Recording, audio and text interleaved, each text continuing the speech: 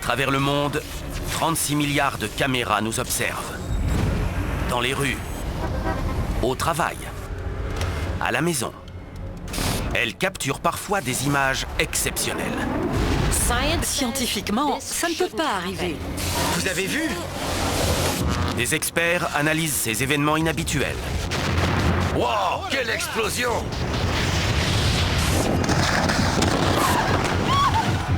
Ça n'a aucun sens. Il doit forcément y avoir une explication.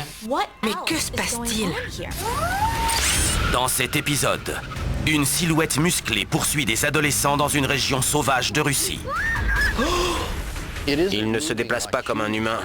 Il se jette en avant comme un singe. Fermez les fenêtres! Je ne parle pas russe, mais ça, c'est le langage universel de l'effroi. Un disque de la mort sème la terreur dans une ruelle britannique. Qu'est-ce que c'est? Et une fillette pleure du sang. Ça ne coule pas juste. Ça écume et il y en a partout. C'est bizarre. Mon Dieu! Tout ce sang!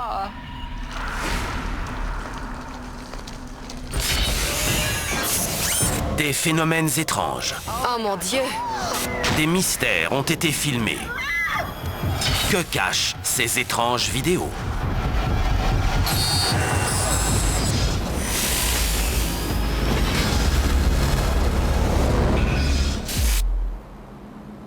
La République de Bachkirie, au sud-ouest de la Russie.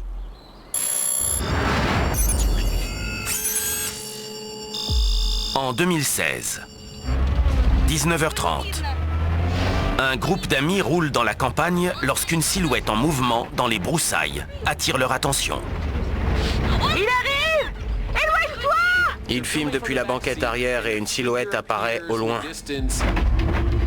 Il est debout! Il arrive en courant! Et elle se met à poursuivre la voiture. Fermez les fenêtres! Il arrive! La créature semble être nue, couverte de poils et extrêmement agressive. La vache! Il a des bras immenses qui vont dans tous les sens. Il avance rapidement. Les adolescents crient de terreur en voyant la créature foncer sur eux à toute vitesse. Il ne se déplace pas comme un humain. Il se jette en avant comme un singe. Le conducteur en détresse accélère pour s'éloigner de la créature qui arrive à grands pas. Les passagers sont complètement tétanisés. Je ne parle pas russe, mais ça, c'est le langage universel de l'effroi.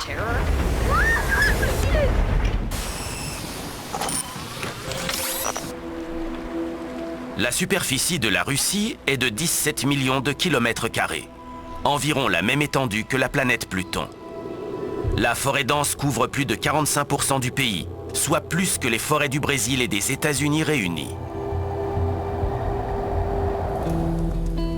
L'anthropologue Dustin Growick observe la démarche menaçante de cette créature. Il pourrait s'agir d'un ancêtre préhistorique vivant dans les forêts russes. Il est courbé quand il se déplace. On ne dirait pas un homme contemporain. Je me demande donc s'il ne s'agit pas d'une forme humaine plus ancienne, potentiellement un néandertalien. Les Néandertaliens ont dominé l'Europe et l'Asie pendant plus de 200 000 ans. Les scientifiques savent désormais que les Néandertaliens avaient un cerveau de la même taille que les humains actuels. Mais en février 2021, une équipe de l'Université de Californie a découvert qu'ils étaient dotés de gènes très différents qui rendaient leur esprit plus primitif que celui de l'Homo sapiens. Ils avaient sans doute des taux de testostérone bien plus élevés. Les archéologues ont également découvert qu'ils étaient cannibales, se nourrissant d'enfants, de bébés et de nouveau-nés. Officiellement, les scientifiques affirment qu'ils ont disparu il y a 40 000 ans. Mais des histoires étranges et terrifiantes persistent dans les régions isolées de la Russie. On a découvert il y a très longtemps des preuves de l'existence de ces créatures dans cette région où la course-poursuite a été filmée. En 2016, 2 touristes ont déclaré avoir vu ce qui ressemblait à un homme de Néandertal courir devant leur voiture la nuit, alors qu'ils roulaient près du mont Iremel, en République de Bachkirie. La contrée sauvage de Russie est le lieu parfait pour chercher des Néandertaliens. Elle est vaste et peu peuplée. C'est idéal pour se cacher. En 2012, les autorités russes publient un communiqué de presse affirmant avoir la preuve qu'une créature de type néandertalien occupe une grotte. Ils ont trouvé des poils étranges dans la grotte et les ont fait analyser dans un laboratoire. Le professeur Valentin Sapounov déclare qu'après l'analyse de l'ADN, il est certain à plus de 60% que les poils sont ceux d'une créature semblable à un grand singe, étroitement apparentée à l'homme, mais différente. Donc, on se demande ce qu'est la créature aperçue dans le rétroviseur de la voiture. Est-ce la preuve de la présence d'un Néandertalien en vie de nos jours? Par rapport à l'homme actuel, le Néandertalien est plus musclé et plus poilu. Tous ces éléments m'amènent à penser que ça pourrait être un Néandertalien. Ce serait incroyable que les Néandertaliens aient survécu pendant 40 000 ans sans être repérés. Mais Karen Bellinger, médecin historienne, pense que cette créature n'est peut-être pas une espèce préhistorique, mais un homme de Néandertal créé récemment dans un laboratoire russe. En Russie, il existe un projet scientifique très intéressant dénommé le Parc du Pléistocène. Il s'agit d'une tentative de recréer le paysage et la faune de la dernière période glaciaire. Depuis 1988, le scientifique Sergueï Zimov repeuple la nature sauvage russe avec des descendants d'animaux disparus depuis plus de 10 000 ans. Il s'agit de l'époque où des prédateurs tels que le tigre à dents de sabre et le mammouth laineux arpentaient les plaines. Ce sont des espèces animales violentes. Sergueï Zimov envisage de peupler son parc de mammouths laineux clonés. Il suit l'exemple de l'homme qui a décidé de créer Jurassic Park dans le film. On sait comment ça s'est fini, n'est-ce pas? La recherche a inspiré le retour de l'ère glaciaire par excellence, une tentative de recréer un néandertalien vivant. Une équipe de chercheurs entend utiliser l'ingénierie du génome pour modifier l'ADN d'une cellule humaine et le faire correspondre à celui d'un néandertalien. Mais les autorités russes sont-elles intervenues? Ont-elles détourné les travaux de Zimov pour créer des néo-néandertaliens, des super soldats du futur? Est-il possible que la créature qui poursuivait la voiture ait été ressuscitée de l'époque préhistorique? Mais il y a un problème avec la théorie du Néandertal. En regardant la créature, même à travers la fenêtre de la voiture lorsqu'il court, on voit qu'elle est beaucoup plus grande qu'un humain ordinaire. Les Néandertaliens étaient beaucoup plus corpulents et avaient une masse musculaire plus importante que l'homme contemporain. Mais ils étaient trapus. Le squelette de l'homme de Néandertal moyen ne mesure que 1,60 m. Ce qui poursuit ces adolescents semble mesurer au moins 2 mètres. En Bachkirie, république de la Fédération de Russie, des adolescents fuient, terrorisés par un géant déchaîné qui fonce sur leur voiture avec une rage bestiale. D'après le biologiste Greg Soulgit, ces jeunes gens pourraient avoir filmé l'un des criminels les plus dangereux de Russie. Depuis 2011, cette région est terrorisée par un individu appelé le Fou de la Volga. C'est un tueur en série et à notre connaissance, il a tué au moins 23 personnes et c'est arrivé pile à cet endroit. Mais le Fou de la Volga n'est pas le seul tueur en série russe.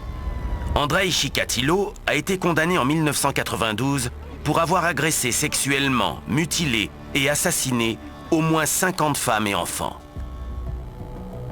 20 ans plus tard, Mikhail Popkov est condamné pour le meurtre de 78 femmes, qu'il a assassinées pour se venger de l'infidélité de la sienne. La prison du Dauphin Noir est une forteresse vieille de 200 ans, située près de l'endroit où ces images ont été prises. S'en évader a toujours été cru impossible. Mais en 2016, un détenu purgeant une peine pour vol avec violence s'échappe dans la campagne voisine. Les autorités affirment l'avoir capturé un mois plus tard. Je pense qu'ils ont eu raison d'avoir peur de cette chose, qu'elle soit surnaturelle ou non. Aucune évasion n'a été signalée au moment de la vidéo. ce qui laisse planer le mystère sur l'identité précise de cette bête humaine qui a terrorisé les jeunes gens. Ils ont peut-être cru que c'était le Bigfoot ou un tueur en série. En tout cas, je comprends tout à fait qu'ils aient appuyé sur l'accélérateur pour s'enfuir.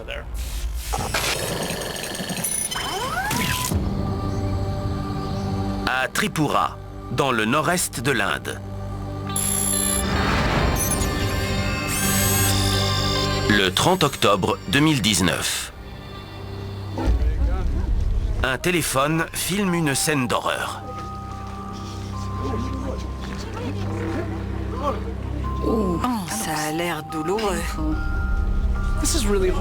C'est vraiment horrible. Cette pauvre fillette en Inde semble littéralement saigner des yeux. La fillette de 8 ans fixe la caméra, tandis qu'une marée rouge et écumeuse coule le long de son visage. En temps normal, quand quelqu'un a une telle quantité de sang sur le visage, on voit une coupure quelque part. Mais là, il n'y a rien. Les médecins sont déroutés par l'état de la fillette. Ils n'ont jamais rien vu de tel. Un magicien ou un spécialiste des effets spéciaux cacherait quelque chose sous la paupière, comme un colorant qui s'écoulerait. Mais là, ça ne coule pas. Ça a écume et il y en a partout. Qu'est-ce qui peut bien couler si fort qu'elle soit obligée de mettre ses mains en dessous? Sa vie est en danger. Chacun de nos gestes compte. Là, tu fais la différence entre la vie puis la mort. Urgence hélico, dès le 16 avril, 22h, à Canal T. Steve Podvin, journaliste scientifique, entend parler d'un danger affreux signalé dans la région. Dans cette partie du monde, on trouve des parasites oculaires. Ce sont des vers qui se logent dans les yeux. Est-ce la cause du phénomène? Cette jeune fille souffre d'une inflammation très grave. L'un des deux yeux semble plus atteint que l'autre. On voit que la peau sous l'œil est gonflée et enflammée.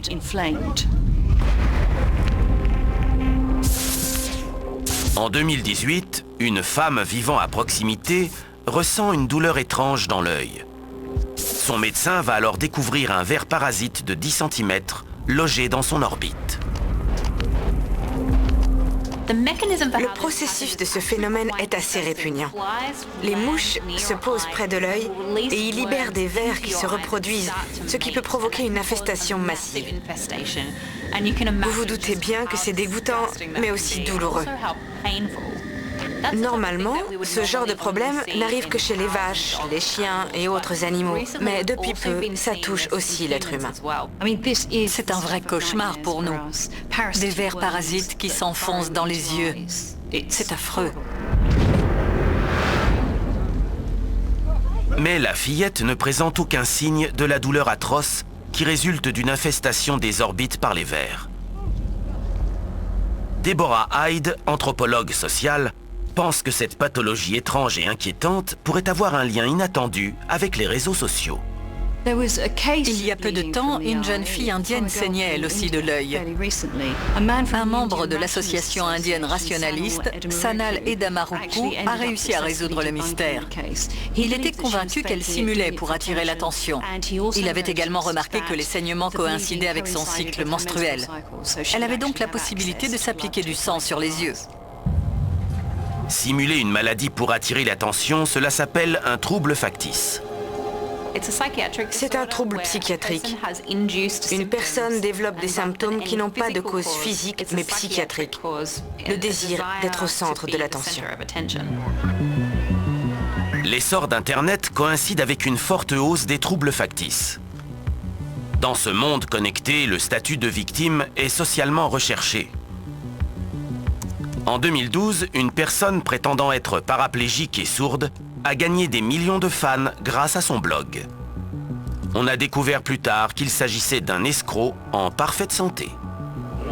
En 2014, Lacey Spears a été condamnée pour meurtre.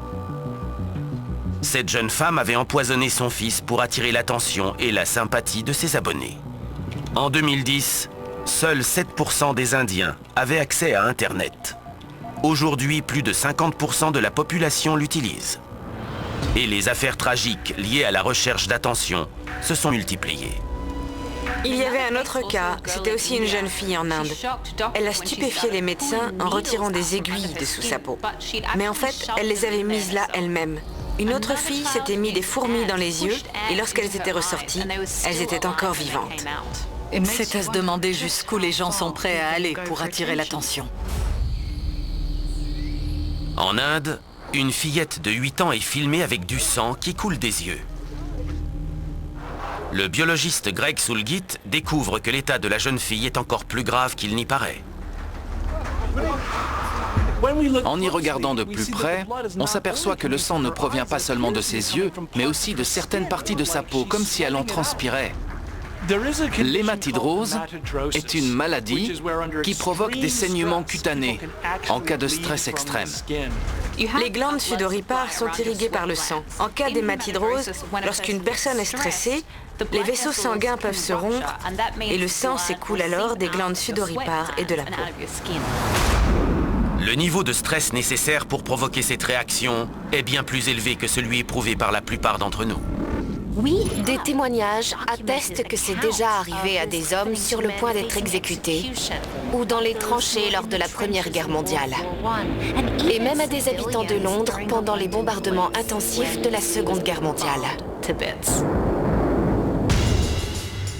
La biologiste Jade Lovell découvre que la région où vit la fillette de 8 ans est un lieu d'horreur quasi incessant.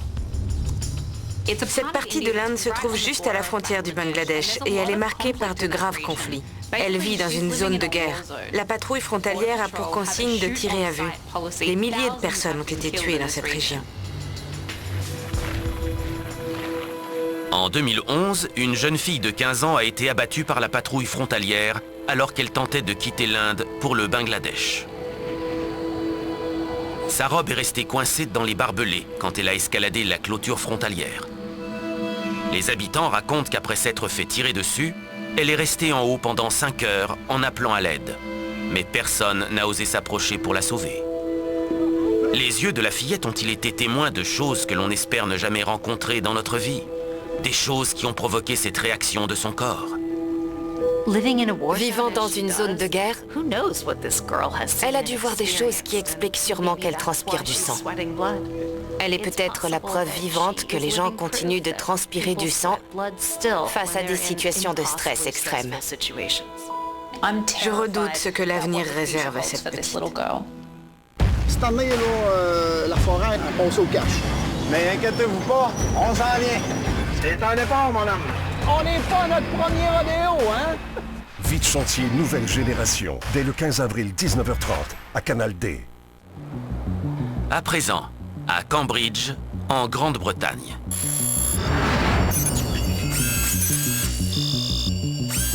Août 2020, 16h. Paul Bryan, consultant média, filme une tempête par la fenêtre de sa chambre quand quelque chose d'étrange balaie les nuages. J'ai vu quelque chose du coin de l'œil et je me suis dit que c'était une volée d'oiseaux qui traversait rapidement. Mais après avoir regardé la vidéo sur l'ordinateur, j'ai constaté que c'était impossible qu'il s'agisse d'oiseaux. L'objet semble briller et pivoter rapidement lorsqu'il passe au-dessus de sa maison.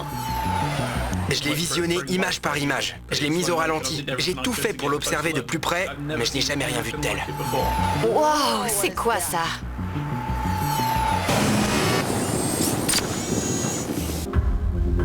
Nick Householder, ingénieur, analyse les images incroyablement nettes de l'objet atypique. Sa forme ne semble correspondre à aucun engin terrestre connu. Il n'a ni aile ni hélice. Je ne vois aucun moteur. Je ne comprends pas ce qui le maintient dans les airs. Quoi? Ça défie les lois de la nature. Le disque rappelle à l'explorateur Georges Kourounis un événement étrange qui s'est produit près d'ici en pleine guerre froide. L'incident de la forêt de Rendlesham. C'est en quelque sorte le Roswell britannique. Le 26 décembre 1980, des pilotes américains qui surveillaient les armes nucléaires de la base de Woodbridge ont déclaré avoir reçu l'ordre d'enquêter à la suite de témoignages. Un large objet semblable à une soucoupe aurait été aperçu dans les bois. À leur arrivée, la patrouille découvre un engin en forme de disque. Lorsque les hommes s'en approchent, les jambes de l'engin se rétractent et l'appareil se déplace un peu plus loin. La patrouille le suit jusqu'à un champ voisin. Il se propulse dans les airs et les militaires perdent connaissance. La base de Woodbridge et celle de l'US Air Force à Bentwaters étaient en première ligne de la lutte contre le communisme et disposaient d'installations spécifiques pour tester des armes ultra-secrètes. En 1956, des ovnis ont été signalés près de Cambridge par des pilotes et des témoins à terre. Tous ont déclaré que les engins provenaient du côté de Bentwaters. Il est connu que l'armée américaine teste en permanence de nouvelles technologies. Est-ce que cet engin est une sorte de test militaire de haute technologie qui aurait été filmé? Mais Bentwaters a fermé en 1993 et le physicien Antonio Paris découvre que Cambridge est désormais le principal pôle technologique de Grande-Bretagne et qu'il regroupe des entreprises étranges et secrètes. Dans cette zone de Cambridge, très semblable à la Silicon Valley en Californie, de nombreuses entreprises technologiques fabriquent toutes sortes d'innovations géniales. Mais tout comme la Silicon Valley, Cambridge se forge une bien mauvaise réputation en exploitant les perspectives inquiétantes d'un monde informatisé. Il y a au moins 20 entreprises secrètes ou semi-secrètes qui opèrent dans la zone. Il y a donc beaucoup de projets en cours. La Grande-Bretagne est l'un des plus grands vendeurs d'armes au monde. L'industrie de défense du Royaume-Uni est énorme et se concentre en grande partie dans cette zone. N'importe laquelle pourrait être liée à cet incident. C'était peut-être un test et les choses ont légèrement dérapé. À Cambridge, en Angleterre, Paul Bryan, consultant média, filme un objet non identifié qui tourne et survole sa ville. On dirait qu'il tourne super vite dans le ciel. Nick Householder regarde à nouveau les images pour tenter d'identifier le système de propulsion de l'engin. En y regardant de plus près, je me dis qu'il est possible que ces lumières scintillantes que l'on voit soient en fait des pales d'hélice. C'est peut-être une sorte de drone. Mais cet engin est bien trop sophistiqué pour être le drone d'un particulier. Amy Shira Teitel, journaliste spécialisée dans l'espace, pense qu'il pourrait s'agir d'un vol d'essai secret du drone d'une entreprise technologique. Son but, nous espionner depuis le ciel. Selon le brevet, un drone peut être muni de lasers de surveillance, de caméras infrarouges et de capteurs chimiques. En 2020, en Chine, une armée de drones a été déployée pour faire respecter les mesures de confinement lors du Covid. Ces engins sont équipés de capteurs thermiques, de haut-parleurs et de pulvérisateurs de produits chimiques. La Chine affirme qu'un seul de ces drones peut remplacer une centaine de policiers pour contraindre les citoyens à rentrer chez eux. Les défenseurs des droits civiques craignent qu'il puisse bientôt y avoir une armée de robots dans le ciel pour nous surveiller. Mais la surveillance n'est pas le plus grand danger posé par ces engins tranchants. Une société spécialiste des systèmes de véhicules sans pilote estime que la livraison par drone générera plus de 82 milliards de dollars d'ici quelques années. L'air au-dessus de nos têtes pourrait bientôt être envahi par des entreprises rivales de livraison par drone, chaque engin représentant un risque potentiel d'accident. Les normes des petites entreprises seront sans doute différentes de celles d'Amazon. Ces entreprises vont vouloir être de la partie et vont faire voler des drones pesant jusqu'à 220 kg qui risqueront de s'écraser chez nous. Des accidents terribles impliquant des drones se produisent déjà. En 2015, le globe oculaire d'un bébé de 18 mois a été coupé en deux par l'hélice d'un drone. L'homme qui le pilotait en avait perdu le contrôle. Vous imaginez un ciel rempli de drones transportant des marchandises partout dans le pays? Ce serait le chaos. Si un drone de la taille de celui de la vidéo venait à tomber sur une zone habitée, il pourrait endommager une maison et blesser grièvement ses occupants. Cet objet rapide, qui passe si près des maisons, pourrait être le début d'une ère nouvelle et mortelle. Une ère où l'on ne regarde plus le ciel avec fascination, mais avec angoisse. On croirait à de la science-fiction, ce genre de choses dont les gens du futur devront s'inquiéter. Mais le futur, c'est maintenant. Et il va falloir que l'on réagisse vraiment, vraiment vite. Les vendredis, la vérité se dévoile. Un indice à la fois. On ne savait pas depuis quand le jeu était truqué. Quelle était l'ampleur de ce coup monté? 3 enfants disparaissent la même journée. C'est arrivé une fois, ça, dans l'histoire au Québec. Le malheur s'accumule étrangement ici. Ça risque de mal finir. Tout le monde a les yeux rivés sur cette enquête. Faut pas se planter, on n'a qu'une seule chance. Les vendredis policiers, dès le 19 avril 20h, à Canal D. À présent, à Adana, en Turquie.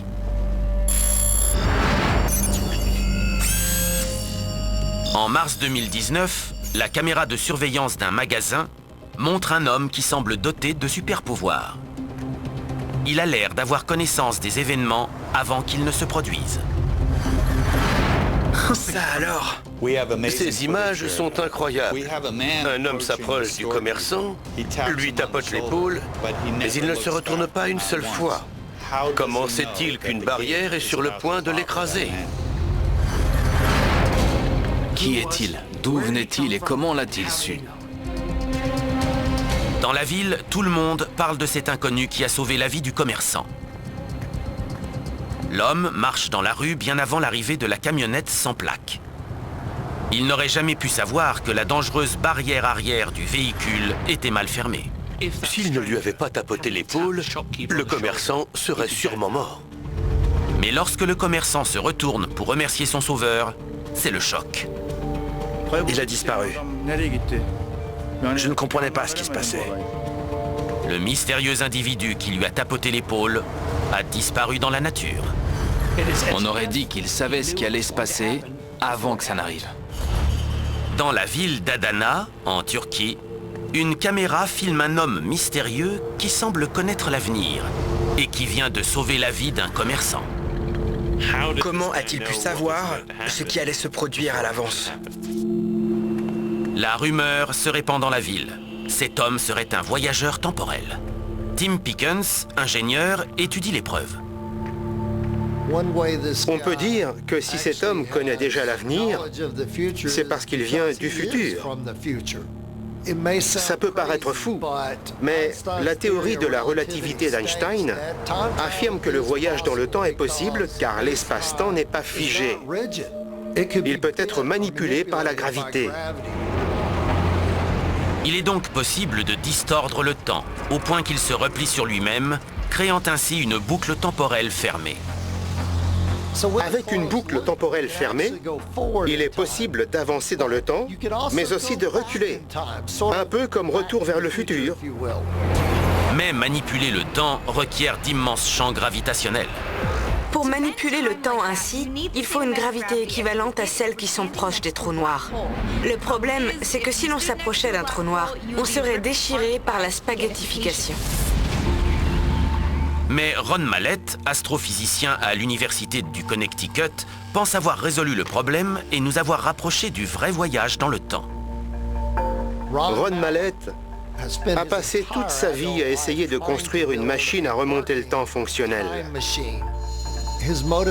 Son objectif est d'aller dans le passé pour revoir son père, mort d'une crise cardiaque quand Ron avait 10 ans. Ron Mallett a construit un prototype alimenté par des lasers et capable de générer son propre champ gravitationnel. Ces lasers doivent servir à créer un faisceau de lumière circulant qui altère l'espace-temps, ce qui, en théorie, lui permettrait de remonter dans le temps. C'est incroyable! Ron Mallett veut construire sa machine à remonter le temps pour voir son père décéder, peut-être même pour le sauver de sa crise cardiaque mortelle. L'homme mystérieux a-t-il une mission similaire? Empêcher la mort d'un membre de sa famille? Ou d'une personne importante pour l'avenir? On pense que le commerçant est banal, mais peut-être qu'il a un rôle vital pour l'avenir de l'humanité. Ron Mallett et d'autres scientifiques estiment que le voyage dans le temps pourrait servir à modifier les événements du passé. L'astrophysicien Antonio Paris se demande s'il peut servir à prévenir les catastrophes majeures et les énormes pertes humaines. Je pourrais m'en servir pour sauver le monde, non? Remonter dans le temps et tuer Adolf Hitler pour éviter la Seconde Guerre mondiale. Mais si Antonio Paris tuait Adolf Hitler, peut-être qu'il n'aurait pas la fin heureuse qu'il imagine. L'assassinat d'Hitler pourrait conduire à la prise de pouvoir de l'Allemagne par les communistes, à un pacte avec la Russie soviétique, à l'invasion et la chute des démocraties occidentales. Nous n'avons aucun moyen de savoir si ce que l'on a fait dans le passé aura les conséquences souhaitées. Et récemment, le physicien Germain Tobard a résolu des équations tendant à prouver que lors d'un voyage dans le temps, il serait impossible de modifier les événements prévus. Il a découvert que les boucles temporelles se réparent d'elles-mêmes, et donc tout ce que l'on fait pour modifier l'avenir n'aura aucun effet. La découverte de Germain Tobard semble impliquer que toute action commise par un voyageur temporel dans le passé serait soit empêchée, soit inversée instantanément par un autre événement. Et donc, si l'on retournait dans le temps pour tuer Hitler, quelqu'un d'autre prendrait sa place. Il y aurait quand même des massacres et des actes de terreur. Si, mathématiquement, il est impossible de changer le passé, alors pourquoi ce voyageur temporel a-t-il voulu le faire? Mais la probabilité que ce soit le simple hasard semble très faible. Il faut se demander ce qui se passe sur cette vidéo. Quelles sont les hypothèses? Liberty Wittert, journaliste scientifique, se demande si l'individu ne savait pas à l'avance que la camionnette était ici en raison de ses liens avec une opération malveillante du gouvernement turc. La Turquie abrite un groupe secret appelé les Aigles de la Nuit qui opère dans les rues turques. Les défenseurs des droits de l'homme affirment que cette milice est autorisée à porter des armes à feu et à commettre des actes de violence en toute impunité. Les Aigles de la Nuit, cette milice de 28 000 personnes, a été formée par le président turc Erdogan après l'échec du coup d'État militaire de 2016. Depuis la tentative de coup d'État, il est extrêmement paranoïaque. C'est la milice personnelle de Recep Erdogan. Ce ne sont pas des gentils gardiens. Le président a été accusé d'avoir ordonné l'enlèvement d'un grand nombre de ses opposants politiques. 25 d'entre eux ont disparu depuis le coup d'État. Lors des enlèvements, il faut monter la personne à l'arrière d'une camionnette sans plaque d'immatriculation. Cette vidéo est peut-être la suite d'une mission d'enlèvement. La barrière arrière a très bien pu se balancer car les aigles venaient de jeter quelqu'un et ne l'ont pas fermé correctement avant de filer. Peut-être que l'homme est un membre de la milice qui dégageait la rue pour éviter qu'il y ait des témoins de l'enlèvement. À ce jour, personne à Adana n'a réussi à retrouver la trace de l'inconnu après sa disparition. Aucune explication n'a été trouvée pour justifier cette séquence extraordinaire, à part le pur hasard. Cette vidéo soulève des questions sur l'identité de cet homme. Et peut-être que ça restera à jamais un grand mystère. Les lundis. C'est tout simplement waouh. Rendez-vous sur des îles entourées d'histoires remplies de mystères. Découvrez des lieux énigmatiques. Plus vous découvrez des bâtiments et plus vous vous interrogez sur ce qui a pu se passer ici. Et admirez l'impensable. Nous avons sous les yeux les vestiges oubliés de l'un des incidents les plus étranges de la conquête spatiale. Les lundis sciences, dès le 15 avril 20h, à Canal D. À présent, à Saint-Louis, dans le Missouri.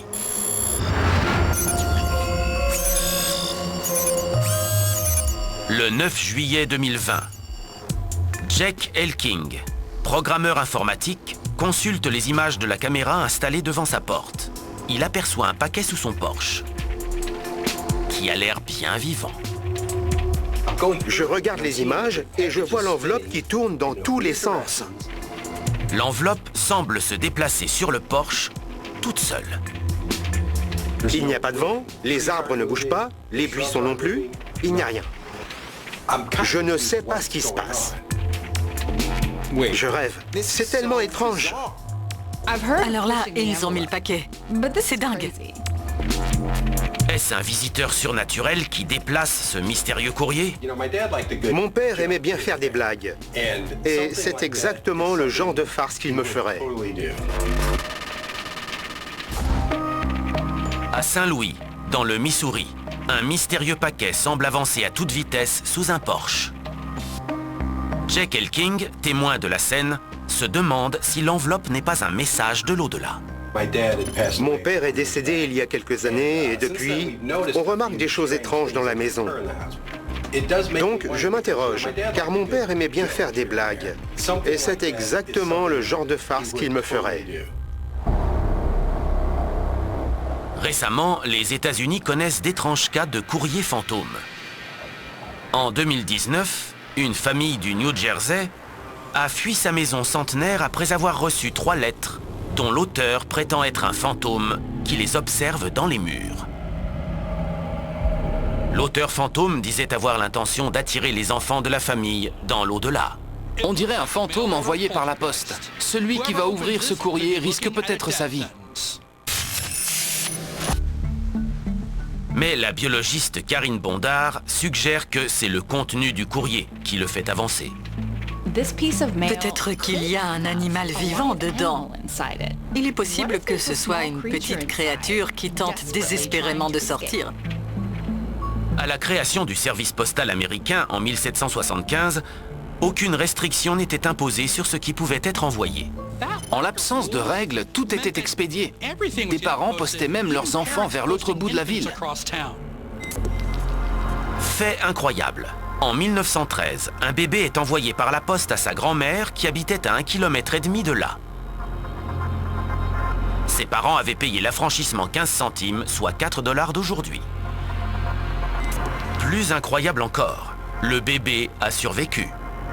1 an plus tard, une fillette de 5 ans est expédiée de Grangeville vers Lewiston dans l'Idaho, soit une distance de 115 km. Aujourd'hui, tenter d'envoyer ses enfants par la poste vous coûtera un séjour en prison. Mais l'envoi d'animaux vivants par la poste reste courant, même s'il est illégal. Le commerce illégal d'animaux sauvages est bien actif aux États-Unis. Les contrebandiers profitent du service postal pour dissimuler des animaux, comme des tortues expédiées avec des jouets ou des perroquets glissés dans des sièges de voiture. Entre 2005 et 2014, près de 50 000 transports illégaux d'espèces sauvages ont été effectués aux États-Unis. Mais tous les colis transportant des animaux vivants ne sont pas saisis, et beaucoup ont des conséquences désastreuses. En 2016, des employés du bureau de poste du comté de Beaver, en Pennsylvanie, inspectaient un carton suspect de t-shirts en provenance des Philippines, lorsqu'ils ont fait une découverte terrifiante. En ouvrant le carton, ils ont découvert non pas 1, mais 2 serpents venimeux. La morsure de certains serpents, araignées ou insectes expédiés partout dans le monde peut tuer une personne en quelques secondes. Et d'ailleurs, de nombreux hôpitaux nord-américains ne disposent pas de l'antivenin contre les morsures d'animaux exotiques étrangers. Encore aujourd'hui, beaucoup de gens utilisent la poste pour expédier des choses interdites. Lorsque Jeff Wise, journaliste scientifique, examine les images plus en détail, il s'aperçoit qu'elles sont en accéléré. En réalité, le courrier se déplace très lentement, mais sa vitesse a été accélérée à cause de la façon dont c'est filmé. Kevin Kasky, entomologiste, zoome sur les images et soupçonne l'une des créatures les plus nuisibles du Missouri d'être à l'origine de cette affaire. On ne voit pas ce qui fait bouger le courrier, donc c'est trop petit pour être vu par la caméra. Il pourrait alors s'agir du travail d'une colonie de fourmis. Le cou d'une fourmi peut supporter près de 5000 fois le poids de son corps, ce qui revient à soulever 28 bus scolaires pour un humain. Aucune tâche n'est trop grande ou trop petite pour ces puissants petits monstres. En général, les fourmis trouvent quelque chose autour d'elles et coopèrent pour le ramener dans leur nid. Et dans ce cas, elles ont tout simplement choisi ce paquet. Le Missouri compte l'une des espèces de fourmis les plus terribles de la planète, la fourmi de feu. Elle doit son nom à la sensation de brûlure que sa piqûre provoque chez l'homme. La fourmi de feu est le seul insecte qui mord et pique. Elle mord puis enroule son corps et là, leur piqûre fait très mal. En 2018, un homme vivant dans les environs meurt après avoir été mordu par une seule fourmi de feu. On risque un choc anaphylactique, la gorge va se serrer et la respiration se couper. C'est peut-être mortel si l'on n'a pas d'épinéphrine ou si l'on n'a aucun moyen de se rendre vite à l'hôpital. Chaque année, aux États-Unis, environ 100 personnes meurent des suites d'une piqûre d'insectes. Les images montrent que ces fourmis ne craignent rien. Est-ce que l'on arriverait à s'en sortir si elles infestaient notre maison? Si ces horribles fourmis réussissent à déplacer du courrier, que peuvent-elles faire d'autre? Mais Jack Elking est ravi que sa caméra ait filmé ce mystérieux envahisseur avant qu'il ne s'introduise chez lui. Cette histoire me laisse perplexe, car c'est l'œuvre d'un être intelligent, qu'il s'agisse d'une colonie de fourmis, ou, qui sait, peut-être de l'esprit de mon père qui veut me faire une dernière blague.